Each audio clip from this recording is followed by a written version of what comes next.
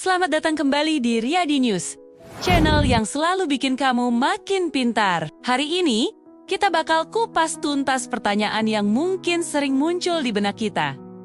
Kenapa sih Pulau Jawa bisa jadi pusat ekonomi Indonesia? Padahal kan, Indonesia punya ribuan pulau lain yang juga kaya raya. Yuk, kita telusuri bareng-bareng. Jadi gini, ceritanya panjang dan dimulai dari ratusan tahun yang lalu. Sejak zaman kerajaan-kerajaan kuno seperti Majapahit dan Mataram, Jawa sudah jadi pusat peradaban dan perdagangan di Nusantara. Lokasinya yang strategis di tengga-tengga jalur pelayaran membuat banyak pedagang dari Tiongkok, India, dan Arab singgah di sini. Pelabuhan-pelabuhan di pesisir utara Jawa, kayak Surabaya dan Jakarta yang dulu, namanya Sunda Kelapa, jadi super sibuk. Kemudian, datanglah era kolonial Belanda. Mereka melihat potensi besar Jawa, terutama tanahnya yang subur. Belanda langsung membangun infrastruktur besar-besaran. Tapi ya, tujuannya buat kepentingan mereka sendiri. Mereka bikin jalan raya, rel kereta api, dan pelabuhan modern. Salah satu proyek paling ikonik adalah Jalan Raya Pos atau De Groot Postweg yang dibangun oleh Daendels. Jalan ini membentang dari Anyer sampai Panarukan, menghubungkan kota-kota penting di Jawa dan memperlancar pengangkutan hasil bumi seperti kopi, teh, dan tebu. Semua infrastruktur ini, mau tidak mau, terkonsentrasi di Jawa.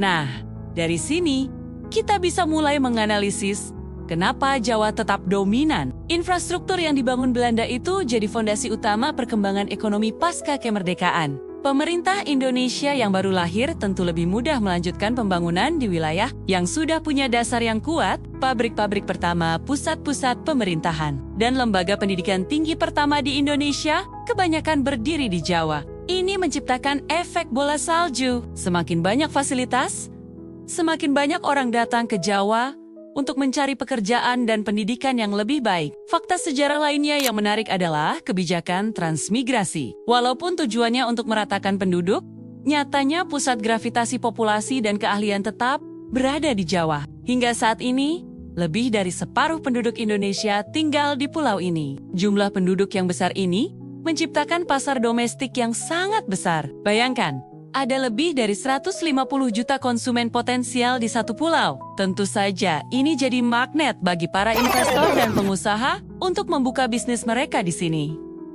Semua ingin dekat dengan pasarnya kan? Jadi, kalau kita simpulkan dengan gaya santai, Jawa itu ibarat anak emas dari sejarah. Dia dapat warisan infrastruktur dari zaman Belanda, punya tanah subur, dan lokasinya pas banget di tengah. Ditambah lagi, populasi yang super padat bikin semua aktivitas ekonomi jadi lebih efisien dan terpusat di sini. Mulai dari produksi, distribusi, sampai konsumsi, semuanya lebih mudah dilakukan di Jawa. Ini bukan berarti pulau lain tidak penting ya.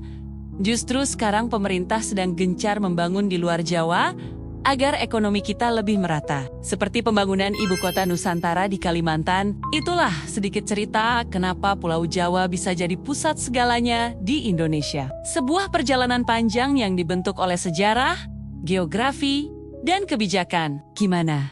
Sekarang, sudah lebih paham kan? Kalau kamu punya pendapat atau fakta menarik lainnya, jangan ragu buat tulis di kolom komentar ya.